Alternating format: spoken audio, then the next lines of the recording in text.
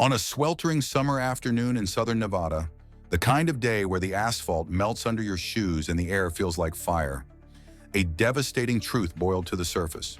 What was supposed to be just another Thursday became the moment a family shattered forever. A mother, a secret, and two innocent children left behind in a locked car, fighting for breath in 108-degree heat. This isn't a story about forgetting. It's a story about choosing. About how a woman named Amanda Kellis, 33 years old, left her life, her husband, her children, locked inside a box so she could chase a fantasy. What unfolded next would shake an entire community to its core and reveal a truth far darker than anyone imagined.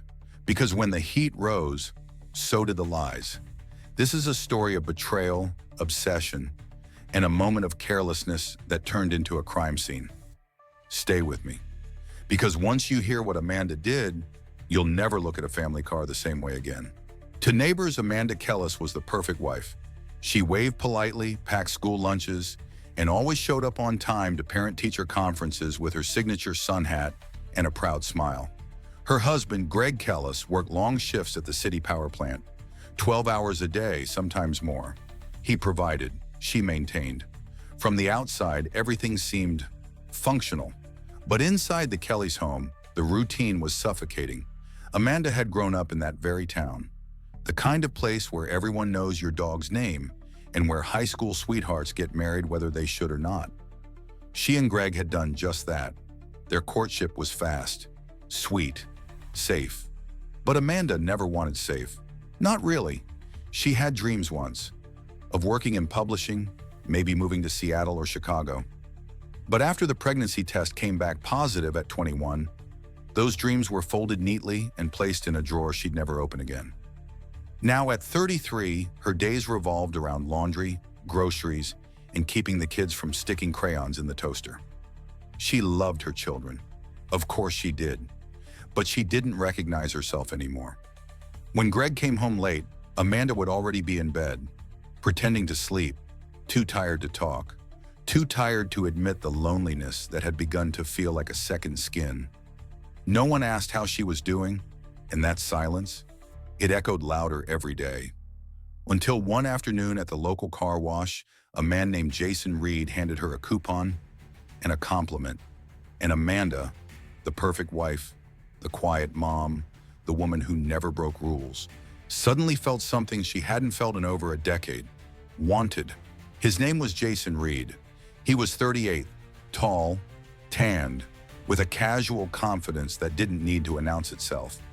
He ran a mobile detailing service, the kind that came to you, buffed your car in your driveway, while you sipped iced tea from the porch.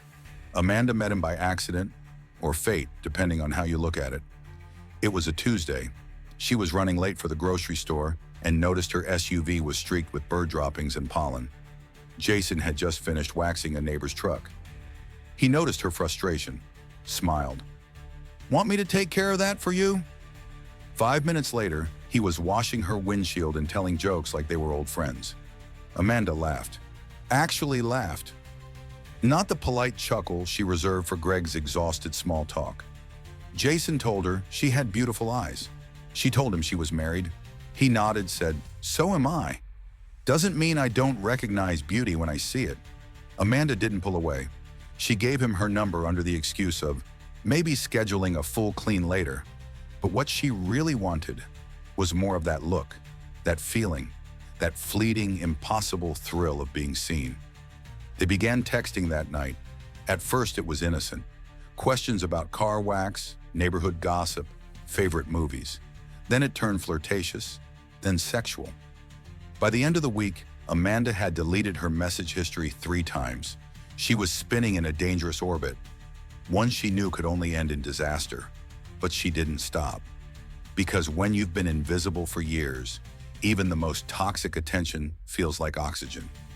Jason became her secret, her escape, her other life. And for Amanda, it felt like she'd finally found herself again, even if that self came wrapped in betrayal. With every message Amanda sent, every glance stolen across parking lots, she drifted further from the life she had built.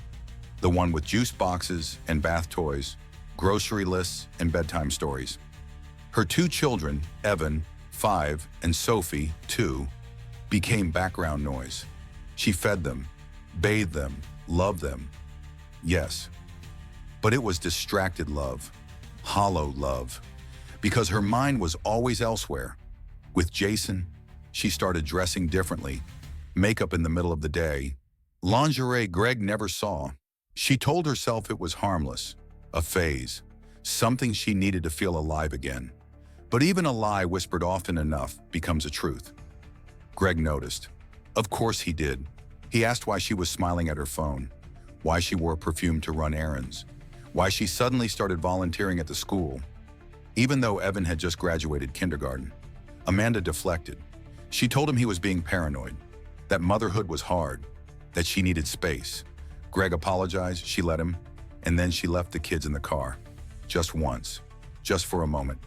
At a coffee shop where Jason happened to be, grabbing lunch, she cracked the window, turned off the engine, said she'd be right back. It was 98 degrees outside. She stayed inside for 35 minutes. When she returned, Sophie was crying. Evan was silent.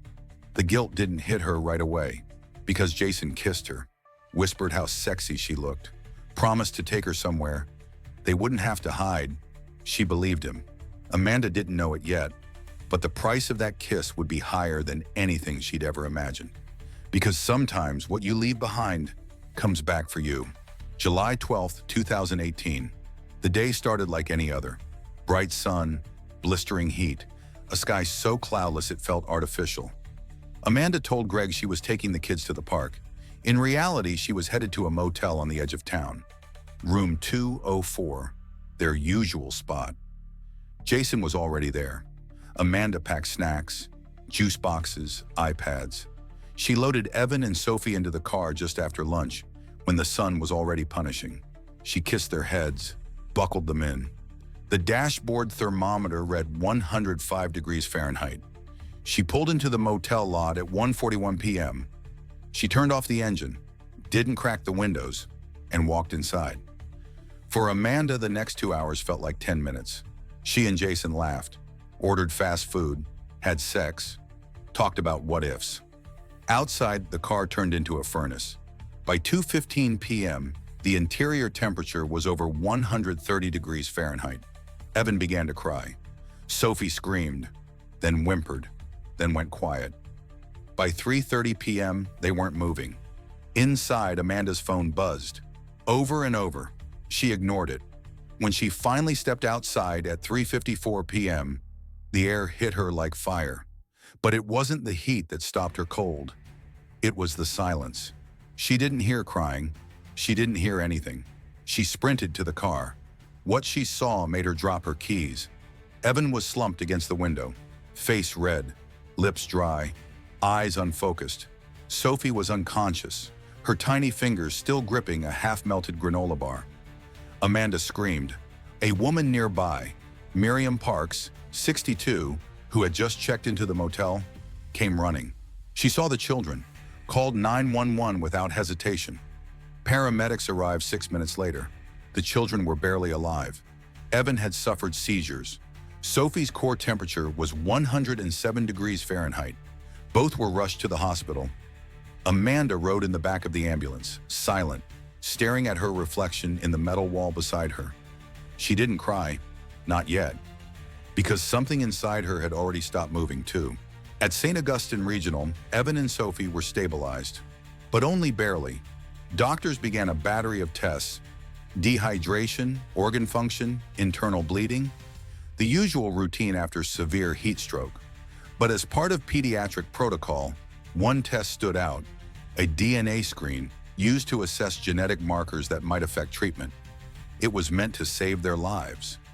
Instead, it shattered someone else's. When Greg Kellis arrived at the hospital, he was pale, disoriented, clutching a stuffed bear in one hand and a backpack in the other. He looked like a man bracing for bad news. But nothing could have prepared him for what came next. A doctor pulled him aside. "Mr. Kellis, I need to speak to you privately." The words that followed weren't about prognosis. They were about biology. Neither Evan nor Sophie shared Greg's DNA. He wasn't their biological father. Greg froze. He blinked. Thought maybe he'd misheard. "This has to be a mistake," he said, almost laughing. "My name's on their birth certificates." But the science didn't care about paperwork. Greg stumbled out of the hospital room, heart racing, mind unraveling. Everything, every diaper changed, every bedtime story, every scraped knee and lullaby, suddenly felt like a lie. Not the children, not his love for them, but her, Amanda. She had done this. She had been living a double life. And she hadn't just betrayed him. She had built an entirely different family, in secret. Greg didn't cry, not then. He sat down in the hospital chapel, hands trembling, as the weight of it all came crashing down. He didn't just lose his trust, he lost his identity. Greg didn't sleep that night. He didn't go home either. He sat in the hospital cafeteria, staring into a cup of black coffee gone cold, trying to piece together the past 10 years of his life, now unraveling thread by thread. At 4 a.m., he unlocked Amanda's iPad, a device she rarely used but had recently synced with her phone. Within 5 minutes, Greg found it all: the messages, the photos, the location tags from the same motel. Jason's name in her favorites, even a folder labeled "For Me," filled with selfies and unsent love notes. And the timestamps. The most damning one? July 12th, 1:41 p.m. Same time Amanda's SUV pulled into the motel lot. Same time Evan and Sophie were locked in the car. Greg didn't scream. He didn't rage. He just shut down. When Amanda finally returned to the hospital, disheveled, mascara running, clothes rumpled, she reached out to touch him. He stepped back. "I know," he said. Amanda's mouth opened, but no words came out. She just stared at him, as if hoping denial would somehow reverse time. "It's not what you think." Greg cut her off. "It's exactly what I think. I saw the texts. I saw the timestamps. You left them to die." Amanda tried to explain. Said it wasn't supposed to go that long. Said she thought she cracked the windows. A lie. Greg walked away. That evening, he filed for an emergency custody order. Amanda wasn't allowed near the children. Not yet, not after what happened. But Amanda didn't see consequences. She saw betrayal, his betrayal. And just like that, the story Amanda told herself changed. Now she was the victim. Now he was the one tearing the family apart. And in the quiet of her room that night, Amanda Kellis made a decision. If Greg wouldn't forgive her, she'd make sure he never got the chance. July 15th, 2018. 3 days after the hospital. 2 days since Greg filed for custody. 1 day since Amanda saw her name on a pending negligence investigation. That night, the summer air was thick, but not from heat, from tension. Amanda had texted Greg earlier that day. "I just want to talk." "No more lies," he replied. "Then come home." Greg returned to the house around 8:45 p.m. The lights were dim, the silence unnerving. Amanda was waiting in the kitchen. She wore the same blue blouse she wore on their anniversary 5 years ago. Her hair was done, her makeup precise. Almost too precise, like a mask. Greg stepped inside cautiously. "I'm not here to fight," he said. Amanda didn't answer. She poured him a glass of water. He didn't drink it. She leaned against the counter, staring at him. "You said you loved me." "I did," he replied. "But I don't know who you are anymore." Something cracked in her expression. "You were never here. Never asked if I was okay. You don't get to play the hero now." "I never abandoned them in a car to sleep with someone else," Greg said, his voice shaking with restrained fury. And then, she moved, fast, unexpected. Amanda lunged across the kitchen, pulling something from beneath the dish towel on the counter. A kitchen knife. Greg dodged. The blade slashed the sleeve of his shirt. He grabbed her wrist, twisted, shouted her name. They wrestled. She screamed. He pushed her against the fridge. She kicked. He shoved her back. The knife fell, but she reached again. Greg acted without thinking. Pure instinct. He picked up the knife, raised it. Amanda charged. The blade entered her chest with a sickening sound. She collapsed. The silence returned, louder than any scream. Greg stood frozen, blood on his hands, staring at the woman he once called his world. The woman who tried to kill him. The woman he had just killed. The 911 call came in at 9:12 p.m. Greg's voice was calm, almost cold. "My wife. She tried to stab me. I defended myself. I think she's not breathing." When first responders arrived, Amanda was lying on the kitchen floor, a pool of blood soaking into the tile. Her lips were blue, her pulse faint, fading. She was rushed to Summit Regional Medical, but declared dead on arrival. Greg was taken into custody immediately. No handcuffs, no resistance, just silence. At the station, detectives reviewed the scene: a knife, a shattered drinking glass, 2 overturned chairs, one man with a gash on his arm, his fingerprints on the weapon. But as investigators dug deeper, the story began to unfold. And it was far more complicated than a typical domestic violence case. They found the messages between Amanda and Jason, dozens of them, some romantic, some laced with rage. They read the hospital's report detailing how both children were hours away from organ failure when found. They found the DNA results. Greg's name, listed as legal guardian, but biologically, neither child was his. Then came the custody filings, the emergency order, Amanda's restraining conditions. The detectives began to see a pattern, not of sudden violence, but of slow, spiraling collapse. A woman unraveling, a man pushed to his edge, a family eaten alive from the inside. They interviewed neighbors, friends, Jason Reed. Jason confessed to the affair, but claimed Amanda had grown unpredictable in the weeks before her death. That she spoke of running away, of hurting herself, of hurting Greg. And the most chilling piece? Amanda's Google search history. How to win custody from cheating husband. Fastest poisons without taste. And just 3 hours before her death. Can a woman go to jail for killing her husband in self-defense? Suddenly, the narrative shifted. This wasn't a murder. It was something else. Something darker. The trial of Greg Kellis began in October 2018, and the courtroom was packed from day one. Local news turned it into headline fodder. Hot car mom affair ends in bloodshed. Did Amanda try to kill her husband first?